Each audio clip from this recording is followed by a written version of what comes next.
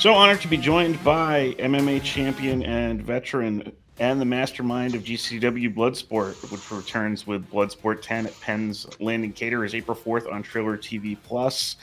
Catch wrestling expert, the War Master, Mr. Josh Barnett. Josh, welcome to Under the Ring Pro Wrestling Conversations. Thanks so much for being here today. How are you doing? No, doing pretty well. Just a general nice morning in California. Very good. So Bloodsport is back, and this time, for the first time ever, you have an active WWE competitor on the bill, someone you go back a long way with, Shayna Baszler. She'll be taking on Masha Slamovich, who's probably best known from TNA wrestling. How did this come to be that a WWE wrestler is appearing on Bloodsport?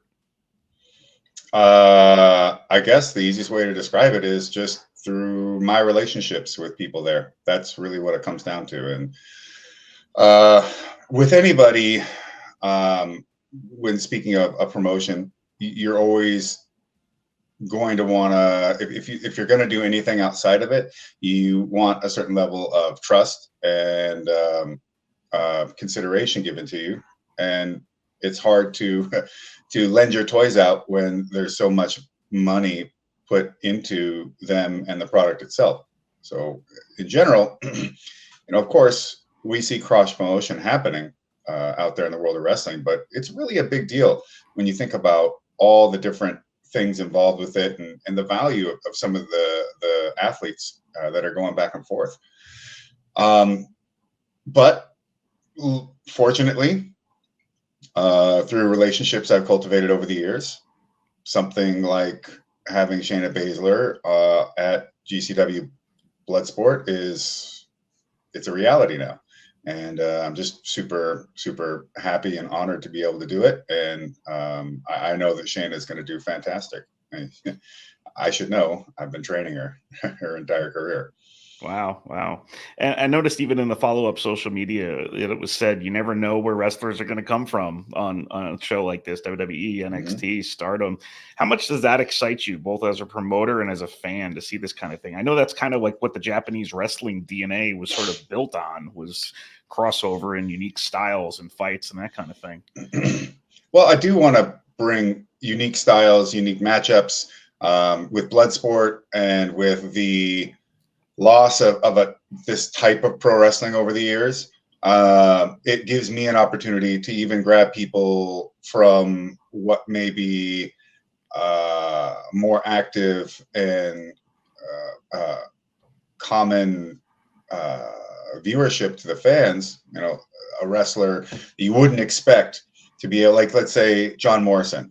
People know John for a ton of things, so they've seen him for so many years, and then you see him announced for the first time for Bloodsport, and they're like, what? And then when he gets in the ring, it's like, well, this is something I've never seen out of him. I had no idea he was capable of doing this. And so that aspect always is something that I look forward to, but also the fact of just trying to put these shows together and create something that I know is going to be unique no matter who's on the card. And being able to showcase these wrestlers in a place I feel like strips everything away so you can see exactly who they are. It's not about their gimmicks and their catchphrases or any of this other extraneous stuff that comes with trying to build yourself and your image as a wrestler. It comes down to just you in the ring and what do you have to show to the audience and to your opponent. Now, when I say that you just never know what's going to happen with Bloodsport, and you don't, because there are things that I'm just really fortunate to be able to get access to, and sometimes they pan out, like getting Jon Moxley to compete in our shows, getting people like Kota Ibushi wanting to make his return to professional wrestling in Bloodsport. Right. And now with Shayna coming and being a part of this upcoming Josh Barnett's Bloodsport 10. I'm always working to try and make these kind of moments happen. Now, it's really difficult, and you have no idea how many people I've tried to get in the ring has not worked out, but I'm going to just continue to build what I think is the best, most interesting cards I can. And you know, even one small thing that I always wanted to have with these Bloodsport shows is, if you'll note, if you go look back across our events, we have probably more heavyweight wrestlers in our ring than any other indie promotion, by far.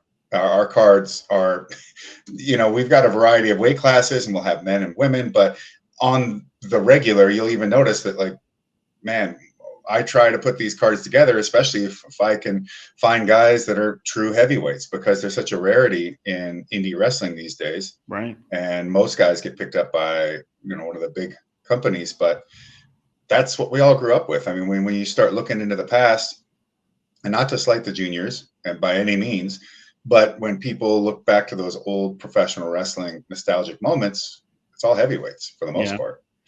You mentioned Johnny Bloodsport, Johnny TV, John Morrison, John Hennigan, whatever anybody's going to call him this week. How did that particular match come together? Because you're actually his opponent on this show coming up on April 4th.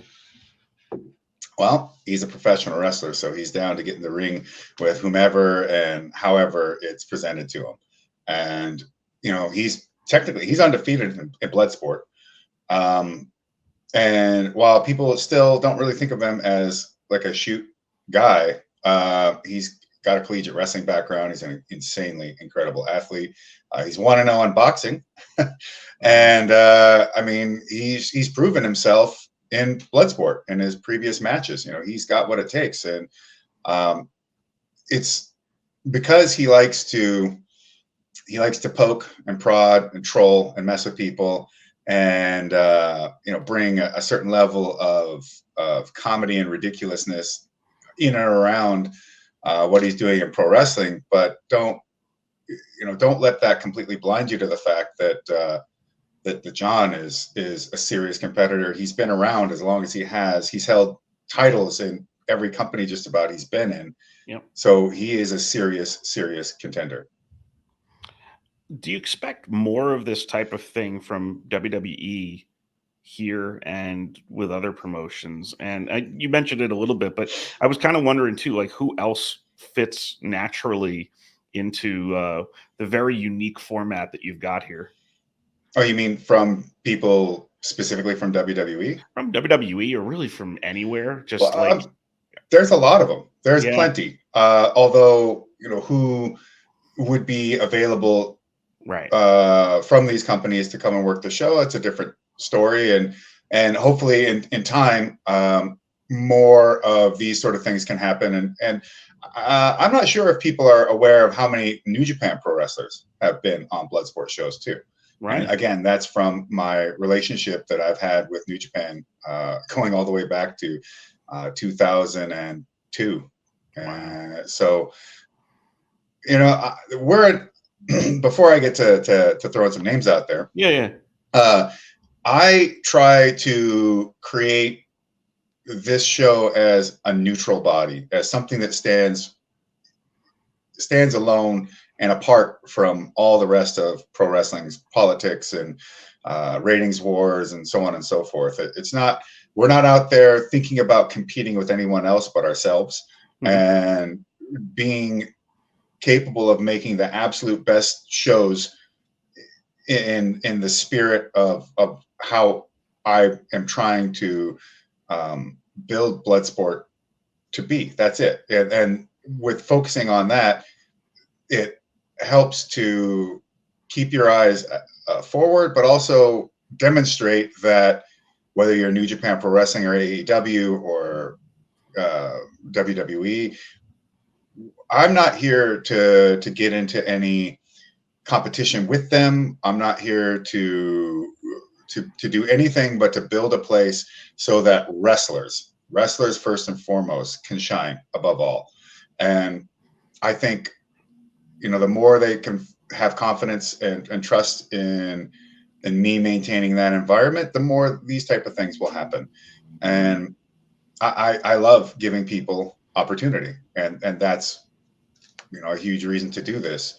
So if given the chance to bring other guys in, of course, you know, I've I've spoken with well, he's Malachi Black now, plenty of times about coming into Bloodsport. I've spoken to CM Punk. It would be great to have Chad Gable or Braun Breaker or any number of people with amateur backgrounds. Charlie Dempsey, he's out there showing catch as catch can, and he spent the time abroad training for quite some time, and I have actually worked with him over distance for some years prior, just sending videos, going over techniques, and having conversations. But honestly, like the kid's doing all his own work because he really wants to be the type of wrestler that you think he is. It's important to him, I can see. But there's a whole wealth of talent out there that could be grabbed. Miro from AEW, maybe someone like him would be a good fit. So there's plenty of talent, but at the end of the day, also it's not just about what I would want or who I could get. Like Bill Goldberg is like family to me, so maybe he'll want to get into Bloodsport. Who knows? But if whoever it is, they also have to really see this ring for what it is and what we've created and say, that is something I got to do. That's me. I want to show myself and shine myself in a place like this. And when you can put those two things together, then who knows what can happen. Yeah, and it's really it's difficult within the pro wrestling realm, I think, to come up with something that's unique. So it's really going to be sort of the athlete testing themselves in a completely different environment than John Morrison is the best example of that, because it's it's unlike what you normally the presentation you normally see him in. I have not personally watched a Bloodsport show before. So what do you say to the people who have not? Where the hell have you been? I mean, honestly, this shines a light on you guys that you didn't necessarily have before with the WWE. Well, I mean, I would say one. I mean, it shouldn't have taken this occurrence to get you to tune in. We trend every single time on Twitter in sports when we have our shows. We've gotten tons and tons and tons of press across big mainstream outlets to smaller ones, international. I realize that this show isn't going to be for everyone, and that's absolutely fine by me. And in fact, it shouldn't be, because I'm not catering to the broadest brushstroke. I'm not catering to anybody other than the concept and the spirit of the thing that lives in my head. That's it. So I'm going to build it, and by putting that effort into it with the emphasis on what this show needs to be to me, that's why the product is gonna be something that comes off as sincere and authentic as it can, which is incredibly difficult to do in any sense. But that's why people tune in. That's why we've had, I think, every single show we've ever done has been sold out. And that's why, since the first show I've done of Bloodsport, people have constantly been picked up by AEW, WWE, NXT, New Japan. People that get in my ring get almost always, after even just one show, you'll see them showing up other places. And it's because we build a ring that can really showcase people in their purest sense, like I said before, but also I believe we make a great show. I believe our show is highly entertaining, it's easy to watch, and it's not predictable. The only predictable thing is, people are going to get knocked out or submitted, and there may or may not be blood, and the hits are going to come hard. I never wanted a show that had the same formulas as everybody else, so people could sit back and not really pay attention until certain moments of a match. Now, people have to be fully invested, because you just never know what's going to happen.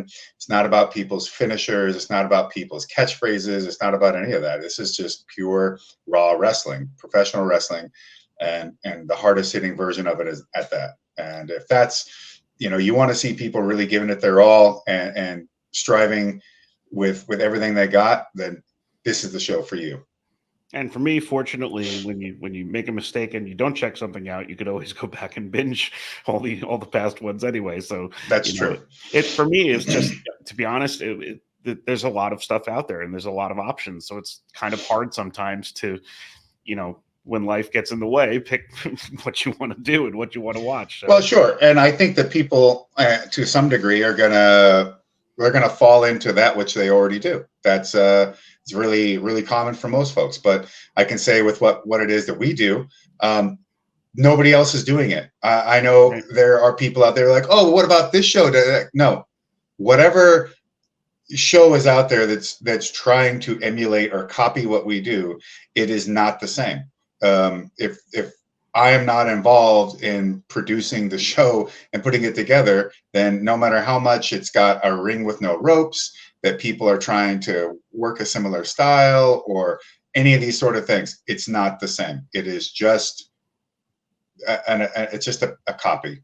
And I find it flattering that there's a lot of interest enough that people in the wrestling industry think that this can make them money. They see value in it. But and it's not to be egotistical or anything, but I just know that if I'm not the one making it, then who else has the experience with training under Antonio Inoki and Billy Robinson and Carl Gotch, that has the MMA background, that trained and lived in Japan, that's been on the road, that's been with Fujiwara and Maeda and Sakuraba, and nobody.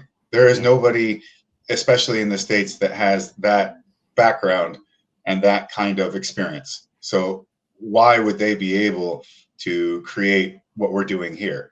And even then, given the difficulty of not having a home dojo where, let's say, 2/3 of the roster are all training at on a daily basis. Mm-hmm. I mean, it's a big secret behind like New Japan Pro Wrestling, and especially back in the day with the UWF and Rings and these different schools, Professional Fujiwara Gumi, they all had a school where they all trained together. And that's why they were able to very quickly start their shows up and have a really high level of matches out there. We don't have a school either. We just, we keep trucking along. We keep working with people as best as possible. But when these matches are out there in the ring, I've had my hand involved in every single aspect of it, because I take it very personally to make this show the best I possibly can. And you can watch the imitations, and that's fine. And I like that people are getting seen out there doing their work. But ultimately, if you want to see what goes on in Josh Barnett's Bloodsport, you can only find it here. It's the genuine article. So you mentioned him, and I need to ask about him because I'm always fascinated to hear about him, read about him, watch old matches. What was it like to know Billy Robinson? What's the most important thing you learned from him, and what would he have thought of Bloodsport? I'm sure he would have given me plenty of criticism about Bloodsport, because that was just his nature. Gotch even more so. But I know that they would be proud of what we're doing here and what we're trying to accomplish and how much further we're trying to take this. Knowing Billy was a delight. He was an amazing man, an amazing coach. He was always there to show me whatever he had for any occasion, any situation, to help me any way that he saw that some improvement could be brought to what I was doing, to show me different ways of thinking about how I'm going about the process out there. And he was just a massive wealth of knowledge and experience, a very fantastic coach, who was truly and incredibly passionate about what he did and what he was teaching. And I just feel incredibly fortunate to have been able to have had him for a coach for the many years that I did. There's people out there that got a chance to, maybe take some seminars of his and all that back here in the States. But I lived in Japan, and I would train under Billy on a regular basis. I was there training under him for, probably I guess it must have been close to 7 years. Wow. And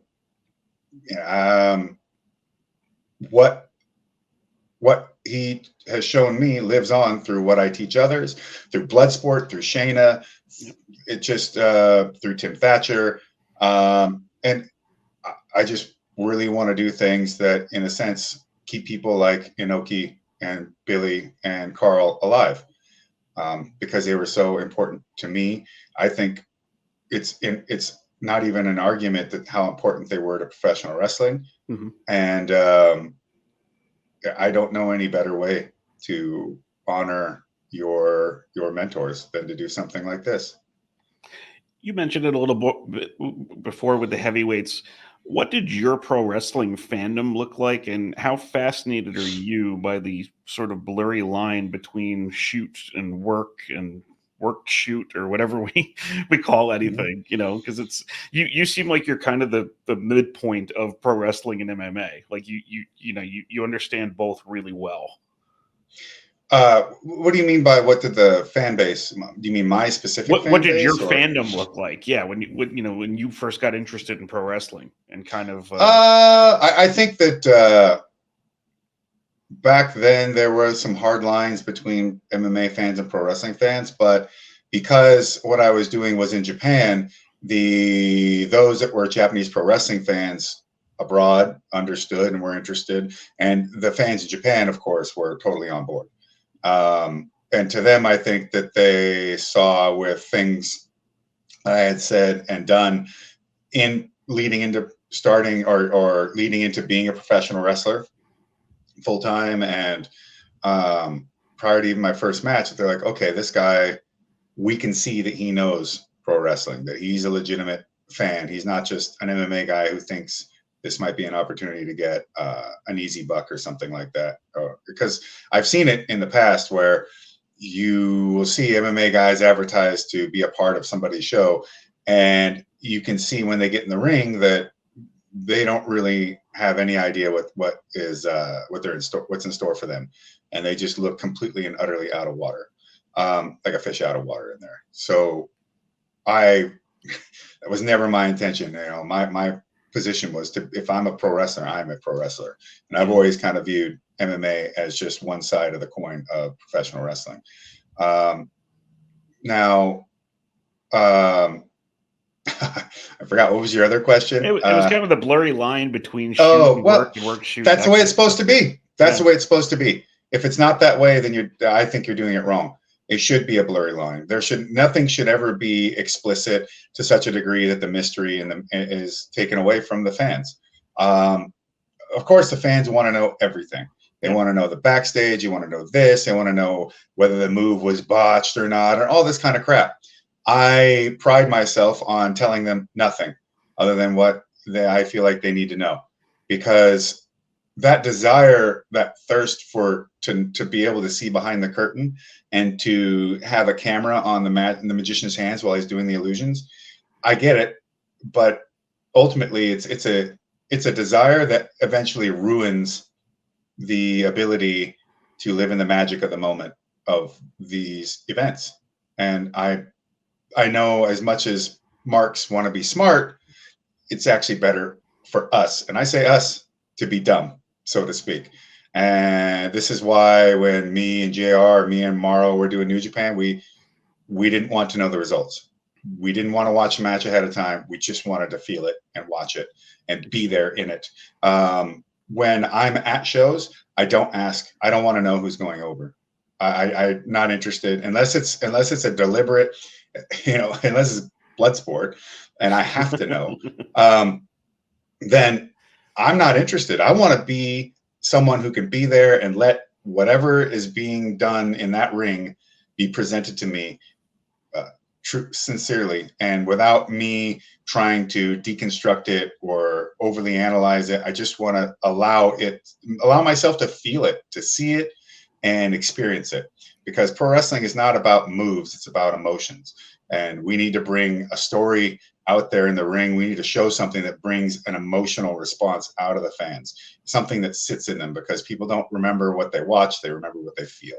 And that is the goal. So the lines will forever and always be blurred. Our guys are not supposed to talk about after matches.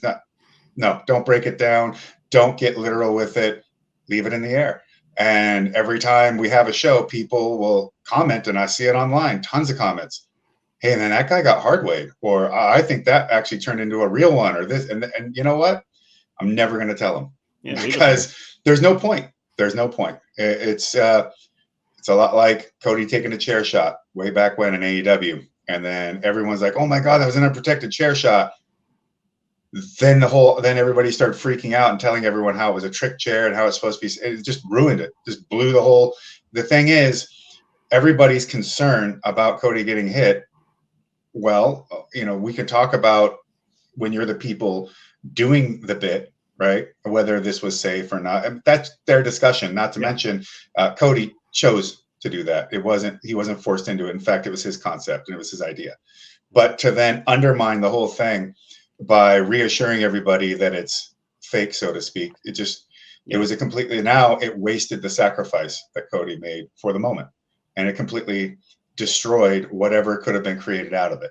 And I know it's may seem counterintuitive to maybe quite a few people out there, but that's why there are those of us building and creating these things, and then those of us that just consume it. And it's really difficult to craft these shows and these matches and to try and make a moment that has emotional content and does feel magical to people. And that's hard to understand, but it's easier to sit back and criticize. And don't get me wrong, criticism is necessary for the process, but ultimately you gotta create separation between the two. I think ultimately to actually deliver the best enjoyment to the fan base that's watching. Yeah, to me, it's kind of the challenge, that promoters will have, or bookers or whatever, to appeal to a 2024 audience that is in a different kind of headspace than you would have been 20 years prior. You have to learn how to blur that line. I love that answer, but just, so people don't know. And that's the key, because that's how you're going to get them to keep coming back. That's the whole point of pro wrestling and MMA and everything else. Exactly. So, exactly. And I don't see that there's no better way to do it. And whoever sees the transcription of this or listens to this, I know there's going to be some fans that are going to get, maybe insulted by the concept of what I'm saying here, but ultimately it's having those conversations, the mystery, the constant reaching for that understanding, for wanting more, that's something that pulls you, that gives you will and vitality towards the thing it is that you're doing. And I don't want these shows to deliver any less than their absolute best to someone, to that person that really wants to watch them. Yeah. And I don't want anyone to be able to sit back and watch a match and go, okay, this part it's fun, I'll clap, but it doesn't matter because the finish isn't until this point, and I can tell you when that is. I don't want that whatsoever. Nice. People are not slapping their legs in Bloodsport. That is something I say, no, you do not do that. You leg slap, you're gone. Don't do it. Because I need this to come off as raw and legitimate as possible, because I really want to suspend people's disbelief, and I really want to get to their heart and their stomachs about this, not all up in their head. I like that. We're going to move on to something we call the 3 count now. It's going to be 3 quick questions and your answers. First question: what's your favorite thing that pro wrestling took from MMA? That's the only way I can answer that is MMA is pro wrestling. It didn't take anything from it. It was born out of it. And I would say that it's impossible not to be, because at their roots, it's about conflict and combat in the ring between driven and individualistic competitors. So anything stylistically at all, or anything like that? No, I don't see MMA as real. I mean, MMA is pro wrestling. So it's like asking me, what did pro wrestling get from pro wrestling? So I guess that kind of kills my second question then, which would be your favorite thing that MMA took from pro wrestling. But it's interesting too, but just because the styles evolve over time too. You know. Yeah, well, I mean, the styles are one thing, but it's really not about that. I mean, at its core, it's the same thing. It is the same thing. I think that the Pride model of presentation for MMA is the best one, where it has more of the pro wrestling pomp and circumstance, but it also has a very international Olympic F1 kind of event feel to it. But sometimes the grimiest, you know, if the walkways were lit with like flaming torches, and like there's a bare knuckle MMA event in Poland called WOTOR, WOTOR, looks cool. And on their first event, they had signs where they would paint on the names of the next athletes and put them up there. I mean, that was pretty cool. And fighting in this circular ring and headbutting each other and all this, but it had like this torch lit looking arena with scant fans in the audience. It, you know, looked like a full on like underground type of fight thing. It was pretty cool. So, you know, there's a lot of space in there to build something, but ultimately it has to have personality. It's got to have some kind of magic to it, some sort of spirit behind what it is. Otherwise, you know, it just comes off as product. And you know, that I didn't become a fan of professional wrestling because I wanted to watch product, merchandise, and hashtag. I became a fan because it was magical, and to see guys like the Road Warriors on screen and be like, wow, you know, holy moly, this is an example of something that is beyond your normal everyday person you might run into on the street. The real second question now that my we changed my other one was you did a great job on commentary with Jim Ross and with Mauro Ranallo and Japan on Access. Did you enjoy doing that? Would you be interested in doing it on other levels in pro wrestling? Yes, I did enjoy it quite a bit. I got to learn a lot from Mauro Ranallo, and that was really easy also because we've been buddies for a long time. I remember when he first stepped in to do commentary on Pride, I was massively impressed with his work, and we immediately had created a rapport and had a whole bunch of friends in the pro wrestling side of things too. So that helped out a lot. But then, you know, I knew Jim Ross before working with him, but we hadn't really spent a whole ton of time together. So being able to sit at his side and learn and just be next to him and pick up on the things he's doing there. And between the two, they've got two very different styles. I just felt like I got two different master classes and how to be play-by-play guys. And I can do play-by-play or color, although usually I'm going to be brought in as a color guy because of my background. But I really enjoyed doing the commentary work. And, you know, I always saw it as my job was to delineate who's the heel, who's the face, and to protect and elevate whatever is going on in that ring. And I don't want, even to the point of if something is miscued or covering it with reality and not trying to allow the product to fall into not trying to allow these matches to fall into things that are critiqued and pulled apart at their, you could almost say like material level, like without any magic behind, without it, like destroying the mystery behind it. I just want to keep people involved as much as possible. I don't want them thinking about, oh yeah, that move was botched and this was that, and it's like, oh no, it's just a match. Anything can happen. You always in a fight, you hope every punch is a knockout, but the reality is a few will be. So you're throwing lots of them, trying to find that opportunity to score, to cause that damage, to actually hit that spot that's going to put his lights out. But there is this whole struggle in doing that, because obviously your opponent's not going to let you. And with that, maybe a punch misses or doesn't hit correctly, or you end up breaking your hand, any number of things, or you get taken down. and now you're unable to employ your striking game on the feet. So you got to figure out a way to get back up and to be able to get back on that pathway, because you think that's your best option towards winning in this match. It's not about, oh well, they missed this something driver. No, that's not the point of pro wrestling. Oh, he didn't hit his special move before he hit his finish. It's not about that. Right. And that's my job, is to keep people away from that kind of thing and to really invigorate what's the person watching this thing into really buying into it and to believing in what they see in the moment. Well, you did a great job, and I thank you with the even some of the historical stuff with New Japan, because of your connection that you were able to bring also. And then the last question for the 3 count: you can cross over any 2 wrestlers or fighters of the past to compete in Bloodsport. Who would it be and why? Volkan, Akira Maeda.